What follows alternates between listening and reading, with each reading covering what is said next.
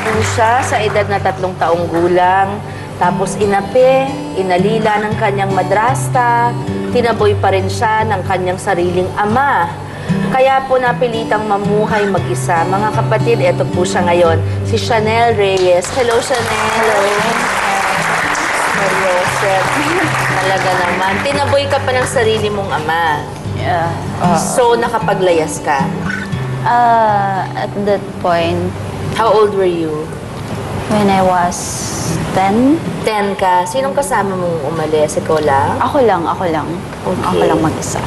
So, nung 10 ka, saan ka nagpunta? Nung pinaalis ka ng ama mo? Sa tita ko. Si Chanel, nagtatrabaho ka ngayon bilang front act model sa mga sexing dance numbers sa mga club. Yeah. Diba? Gaano mo Exactly. na katagal ginagawa ito? 2 years? 2 years, okay. Anong front act model? Parang may rampa muna yung Yeah. model in sexy outfits. Sexy Tapos papasok yung fashion. sexy dancers. Yeah. Hindi ka sumasayaw.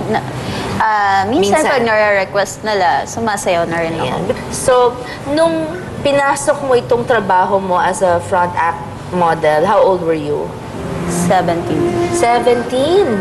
So, hindi ka pa front act model bago ka nagkaanak?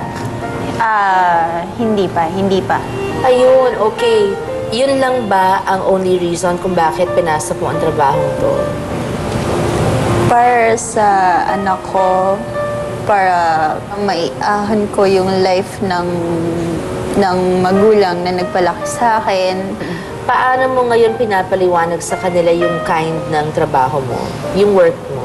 Umaalis lang ako sa bahay, sinasabi ko, work lang si mami, yun. Pero hindi nila actually alam na saan ako nagtatrabaho o pumapasok talaga. Ilang taon na sila, Chanel? Yung panganay ko is 5, and then yung bunso ko is 3. Nire-ready mo na ba yung sarili mo sa paglaki nila na medyo nakakaintindi na ng konti, at magtanong sila sa'yo? Meron ka na bang naka-reading explanation? Siguro sasabihin ko sa kanila na ginawa ko to para sa inyo, kahit yung sa ganitong paraan man lang maibigay ko sa inyo kung ano yung gusto nyo at masuportahan ko kayo. Walang tulong ba? Kaya ko. Walang tulong from yung dalawang ama? Meron din. Kaso ayoko kasi mag-depend doon kasi ayoko dumating yung point na kung ano yung maririnig ko galing sa kanila. Anong mga pangarap mo para sa mga anak mo, Chanel? Maging success sa buhay nila kahit ako lang. Kahit ako lang yung nandun para sa kanila.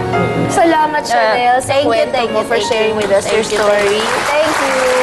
And hangad kong magtagumpay ka sana sa pangarap ng mabagong buhay mo sa pagiging artista. Alam mo, isang pruwebang malaki si Miss Rosana Roses na talagang after a while, yung magsa-start ka na sexy, ngayon ina-appreciate yung talent niya as an actress. Thank you very much. Thank you, Chanel. Thank you. Eto na po ang sinasabi ko.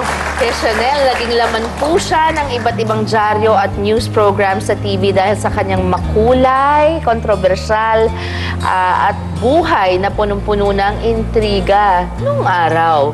Kilalanin po natin siya lalo sa pagbabalik ng Kasama Mo, Kapatid.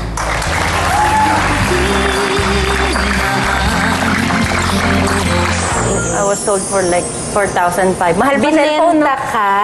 Doon nakasar na kasar kasi Ay! mahal pa yung cellphone na Nokia na bago na. Oo. Cute-cute girls, ganun lang presyo.